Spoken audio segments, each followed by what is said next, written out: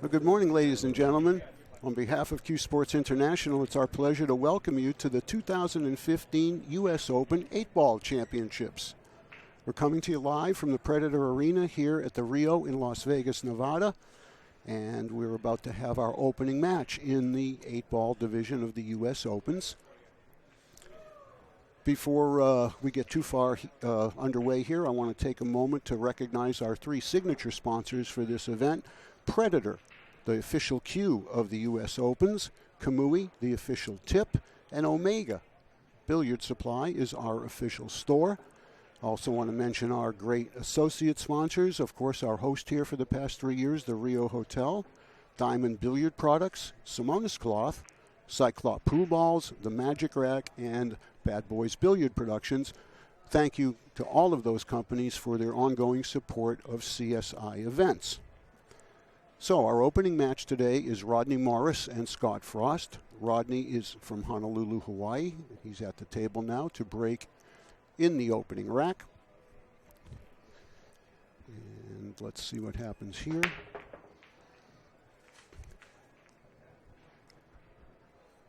Rodney is, of course, a former 9-time member of Team USA's Mosconi Cup. He's a former, actually, he is the defending U.S. Open, well, no, not anymore. He was the defending U.S. Open 10-ball champion, but that's now Torsten. But he's also former U.S. Open 9-ball champion, etc. And now we have Scott Frost at the table. Scott's from Phoenix, Arizona, as I'm sure almost everybody is aware. And Scott is sponsored by QB Custom Cues, On the Rail TV, and Diamond Billiard Products. We call them the Freezer. Just a few months ago, he won the Andy Mercer Memorial Bar Box Championship, the run runner here. He beat Shane in the finals. So, and the other important thing to mention to everybody before we'll get into the actual commentary here is this is also a Mosconi Cup points event for American players, and both of these gentlemen are doing everything they can to continue to accumulate points for the eventual selection of the top 3 Americans. So a lot at stake here. And now I can say good morning to my great friend, longtime associate, Mr. Jay Helfert. Hey, Ken. How you doing, buddy? I'm good, Jay. Hey, listen, that's a nice introduction you did there, man. You handled it very adroitly. Oh, thank you. Thank you. I'm new at this, but I'm getting the hang of it. I would say so. There's one other thing I want to mention to all of you out there as far as rules are concerned. We'll go over the standard 8-ball rules in a bit, but the unique rule for this event is the racking procedure, and everybody has to do it. When the balls are racked, they're going to have to be racked with an alternating pattern around the perimeter of the rack. So it'll alternate solid and stripe around. The only other provision is, of course, a solid in one corner and a stripe in the other.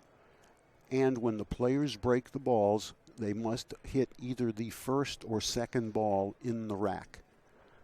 If they don't do that, the break is illegal. And after an illegal break, the opponent has 2 choices. He can make the guy break over, or he can break. Because in BCA Pool League and CSI Pro 8-Ball, the game cannot begin till a legal break has been made.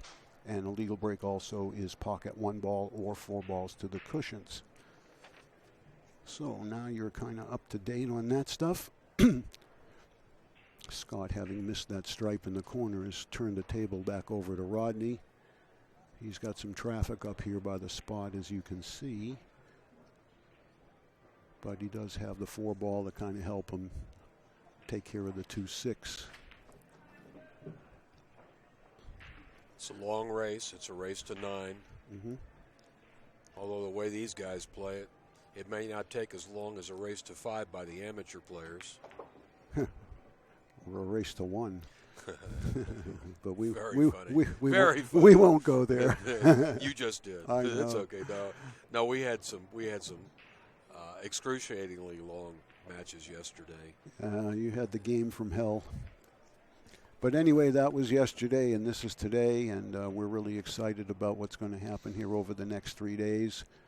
And by the way, on TV table number 2, right behind, and we'll try to get an occasional shot over there. Again, these opening rounds, I mean, look who you're drawing, for crying out loud. You got, two of the all-time greats right here, and on the other table you got 2 of the great young players in professional pool, Jeremy Saucy and John Mora. You see, that's an indication of the different level of play we're watching right here with the best players in the world.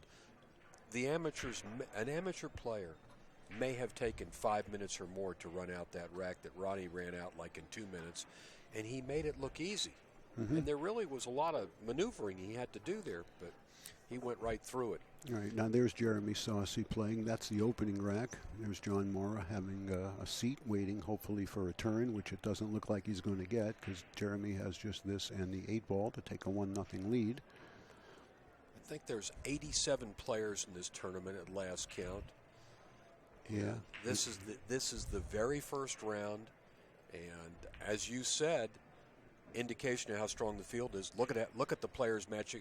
There aren't many soft touches in this field, if any. Yeah, these are matches you'd expect to see in a final 16 or a final 8 of a major tournament. Exactly. And here we are, first round, and one of these champions on both tables is going to go to the B side 2 hours into the tournament. I have a lot of respect for these 2 men in front of us. These are guys I call pool warriors in this country. Because not only do they play the tournaments, but they get involved in some pretty big backroom games. Both of them. These are fearless pool players. They'll take on anybody. Right. Scott's a little disappointed with nothing on that break. Table's wide open. Yeah, Go ahead.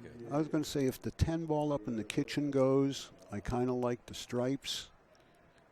Just because I don't like where the 4-ball is. That's the ball right next to the cue ball. But also, the only opening solid he's got is the 7. The 9 looks like it'll pass the 7 and get right through the gap there. I think he'll take the stripes. I don't see him taking anything else. Now, let's see if Rodney can work his way through this rack. I think he's going to shoot the 9 yes, past the 7. Absolutely. He may even try to shoot it off the 7, but he doesn't have to clear the pocket because the 12 goes up table. Hold on. He wants to shoot that ball down in the corner right now. Yeah. It's just a question of does he come back for the 11 now? I think so. Looks like it. Yep. And then he's taken care of all the balls on this half of the table. And then I think it will be 14, 10, 13 for the last 3. It's not bad position right there. Oh, that's perfect. Like you said, Jay, the players at this level, it takes them, other than when balls are clustered up after the break, it doesn't take them long to see the best pattern, best approach, best group. They've got their mind made up, and they just shoot the balls in the order that their mind had it laid out. In a matter of 45 seconds or so here, Rodney's going to take another game and be breaking.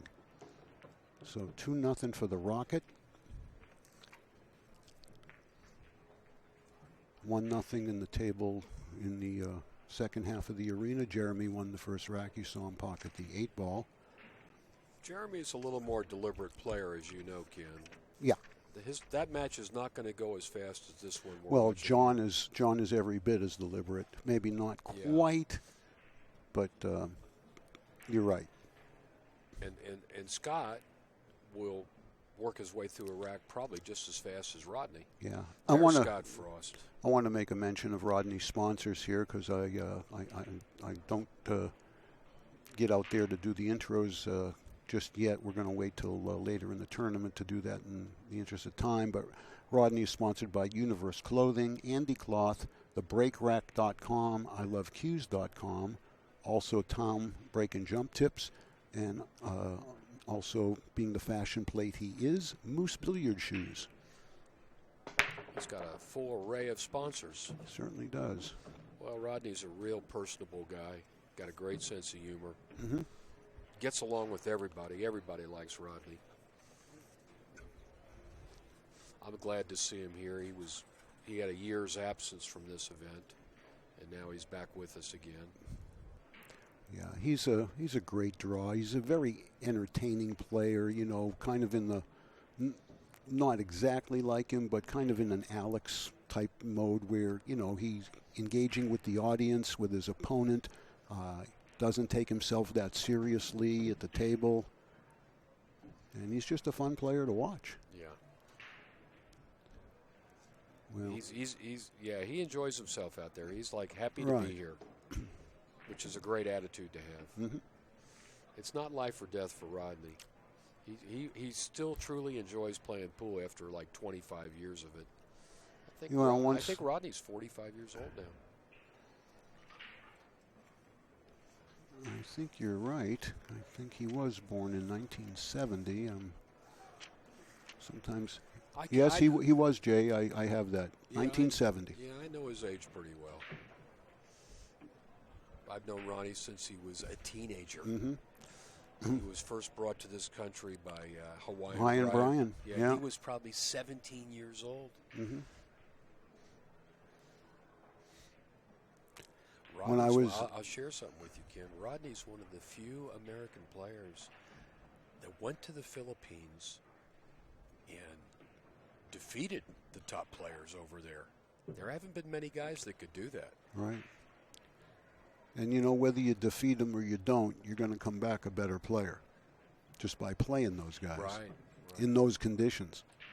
Look at how he's going through these racks, like, like a hot knife through butter. Right.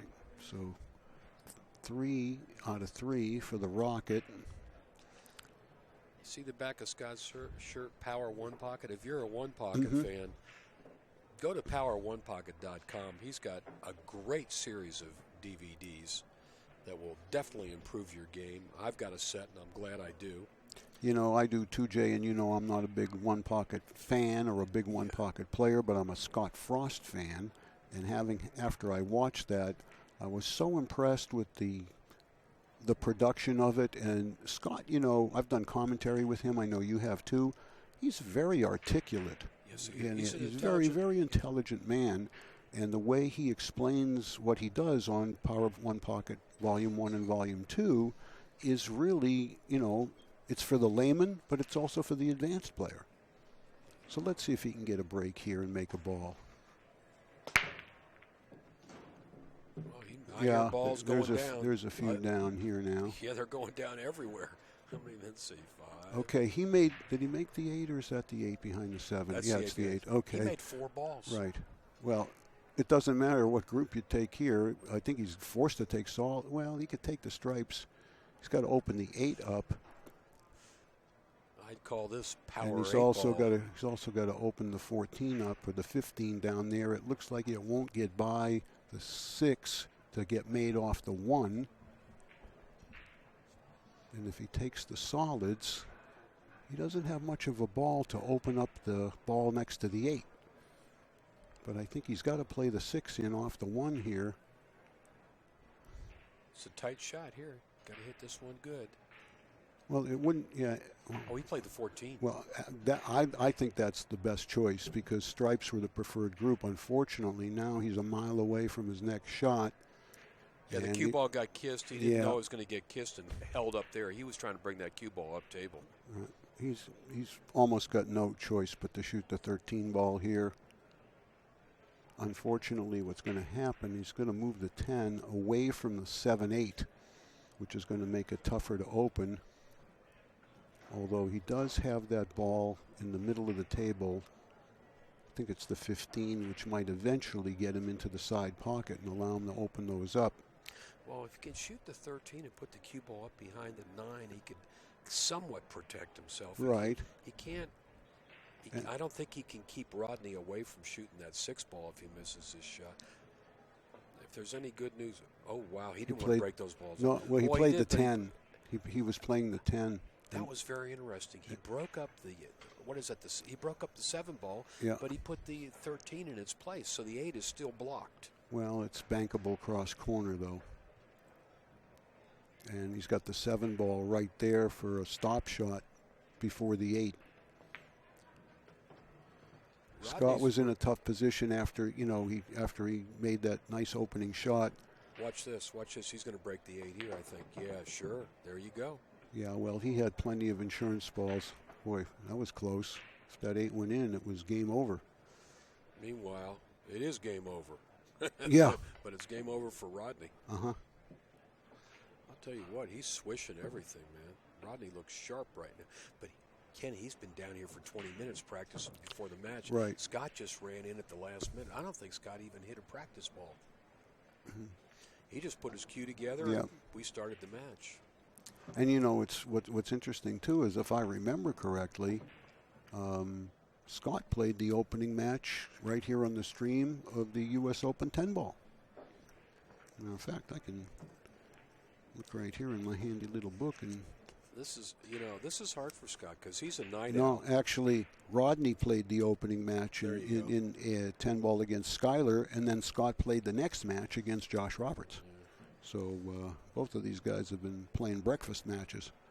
Yeah, this is probably not the preferred hour for Scott Frost to be playing because he tends to stay up at night and stay in action, let's say. Mm-hmm.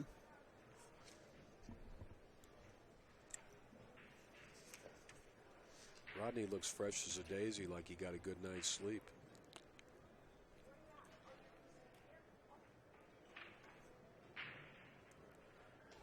I don't know how Rodney did in the U.S. Open 10 ball, but he lost that first match to Schuyler, didn't he? I don't think he went past 3 rounds.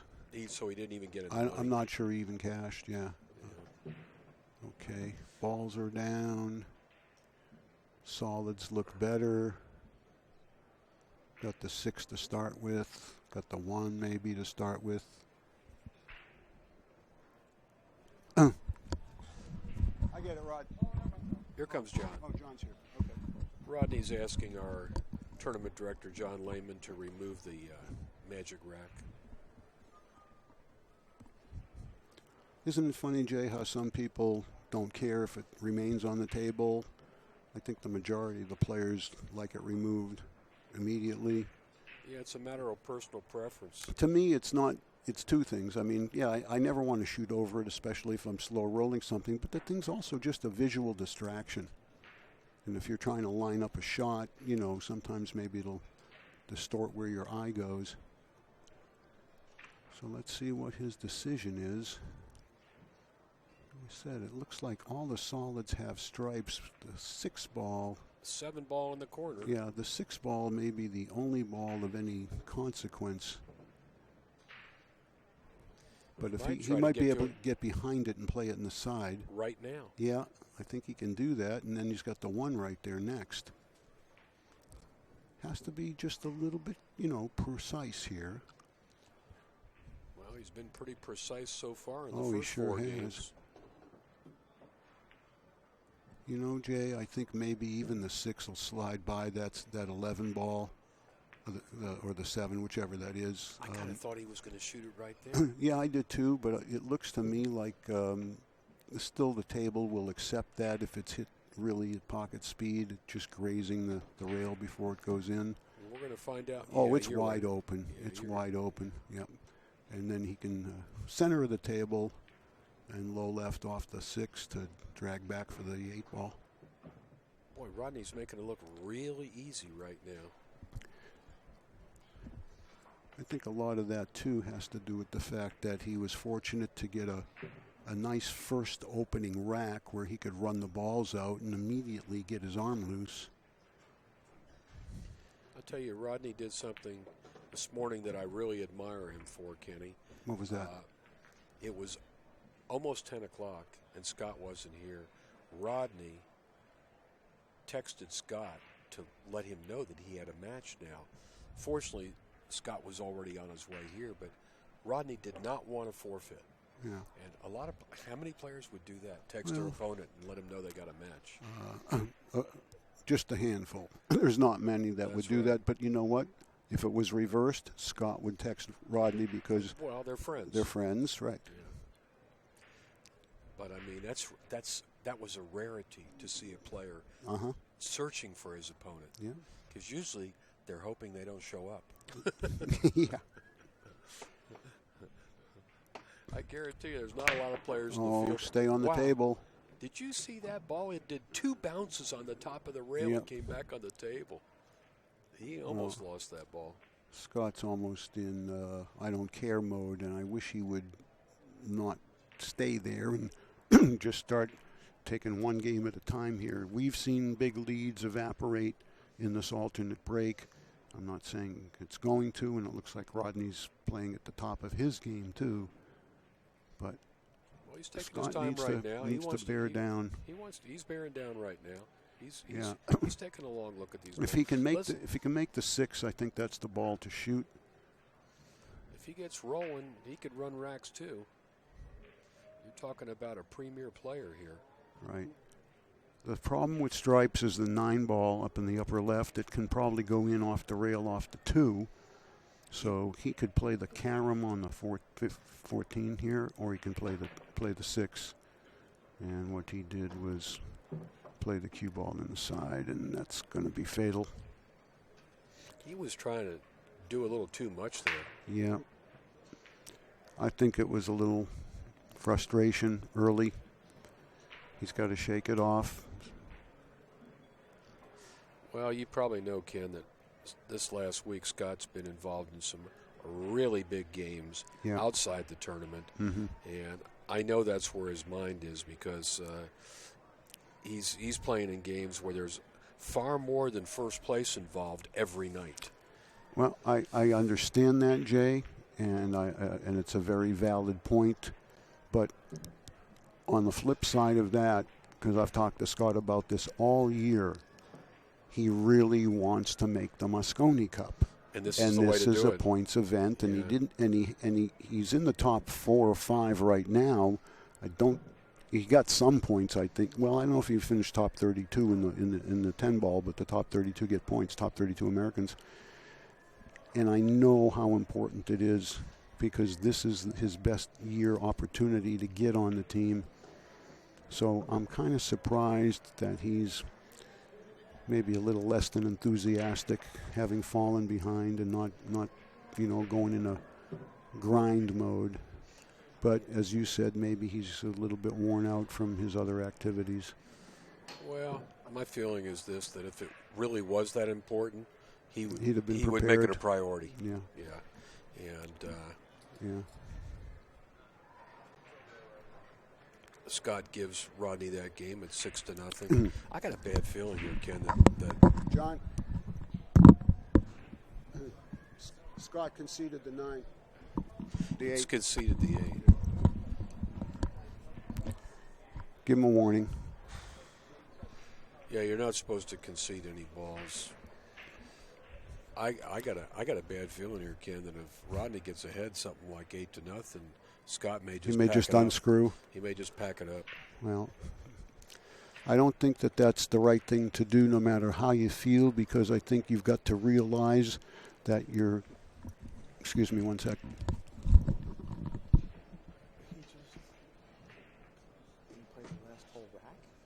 No, Rodney was on the 8, and he gave him the 8.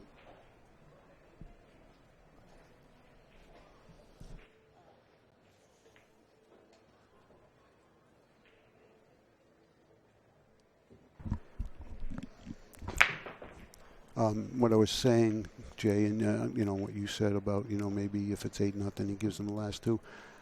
I really hope that doesn't happen, because I think you've got to realize, as a professional player playing on a stream, on a pay-per-view where people have paid money to watch the match, whether you're their guy or not, they have a right to watch a match to its conclusion, even if it's 10-0.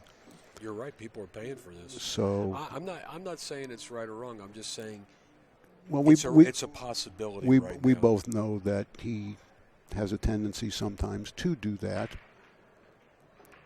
But look what's happening here. It's going to be 7-0 in a moment, unless Rodney. So far, Rodney's played perfect. Yeah, he missed the ball. Yeah. But I still think when you run into a buzzsaw match like this, you've got to sit there and take your medicine like a professional. Well, Scott's I agree. Scott's done this to many people too. I agree. Well, let's just see what happens. Let's just see what happens. I mean, he'll probably hang, but just something about his body language the last game indicated to me that he doesn't care. He may be done with it. Yeah. Well, let's hope that's not the case. I mean, like I said, even if he gets shut out, you got to play all 9 innings. Well, he just came racing back to the table to break, so that's a good sign. Hey, Kenny. Nobody likes to get shut out.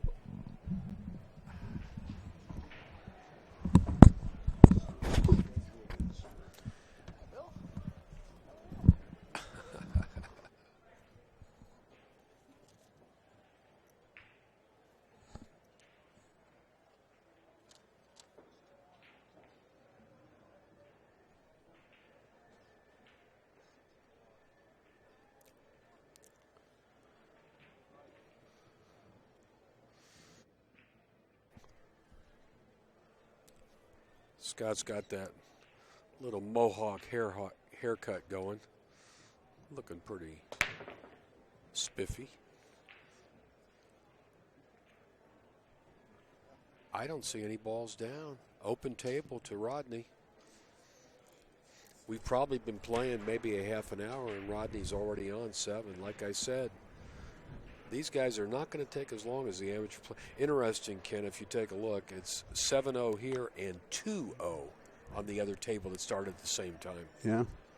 They actually started maybe a minute or two ahead because we did the intros over here. That's right. Well, Rodney's a guy that never did waste much time. Oh, no. Oh, no. Which is one of the reasons it makes him entertaining to watch. Because if you blink, you may miss a great shot. You may miss a whole game. Mm-hmm. Okay, bump to 14. Good job. Wow, look at this shot. Cleared that ball out in the open. What is that, the 15 ball? Yeah, then he's got to clear the 13 by the pocket so he can either play that combination or one of them may go in the side past the 5. He may bump into him here, open one up. If that goes in the side, it's going to be curtains.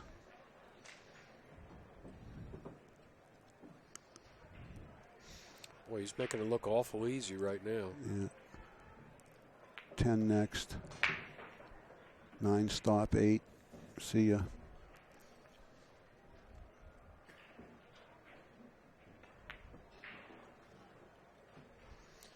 Well, he got jacked up. That's the closest thing to a mistake I've seen. He got by it just enough, I think. Not really. But no difference. He still rolls it in and has a little shot here on the 8 ball to get to 8. Let's see. Yeah. I think he's batting 1,000 TPA here. I don't think he's missed a ball or made a position error. He hasn't. I'm telling you, he hasn't. I've watched every game. It's a perfect set. What's amazing, Ken, is every game's been a perfect run out. There hasn't been 2-inning games. Rodney has run out every shot. That's right. That's right. I mean, this is kind of a remarkable match, really. Forget, how Scott's feeling or the mood that he's in. This is a pretty amazing pool right now. I mean, if Rodney played this way every match, he'd win the tournament. Well, who'd have ever expected at this level in an alternate break format for someone to go 8-0 ahead of their opponent? I actually think he's played 8 innings. I mean, it's unbelievable. No, there was one game where Scott made a ball in the break and shot. Remember when he made the 14 down there in the corner off the balls, and then later on he got a little bit out of line? Yeah, but when Rodney came to the table, he ran out. Right. I'm telling you. Oh, yeah. Russell Rodney had 1 inning, but the game was a 2-inning game, one for each guy. Well, that's 1 inning. Yeah. Yeah, one inning is each player gets to shoot. Well, let's see. Yeah. I mean, you might be seeing the first perfect match ever in the U.S. Open 8-ball. There's never been a match like this. Guarantee you. Not that I can recall. I'm telling you, it's never happened where somebody ran 9 games in 9 innings. Let's see if he can do it, though. I don't want to jinx him, but maybe I just did. I don't know. Let's see. Man, he looks pretty good here, doesn't he? Look at this. Look at this. I mean, you're seeing something that's remarkable. You're seeing. Don't unscrew, Scott. Yeah, it's over. It's over. See, I don't. Yeah, but at least he let him play the 9th game. All right, Scott has conceded the match to Rodney. We'll make that a 10-0 victory. Oh, excuse me. I apologize, ladies and gentlemen. That was the final rack. These are races to 9. I've still got the 10 ball in my head from race to 10. I'm in shock what we just saw. We just saw Rodney win 9 games in 9 innings. Every game was a perfect run out. Now, he didn't really, he kind of slopped that 8 ball, but the game had already been conceded. All right, we got our next match coming up at noon. I'm going to take a little break, Ken. All right, you go ahead and do that. We're going to see maybe we switch the camera over to the other table for a little bit.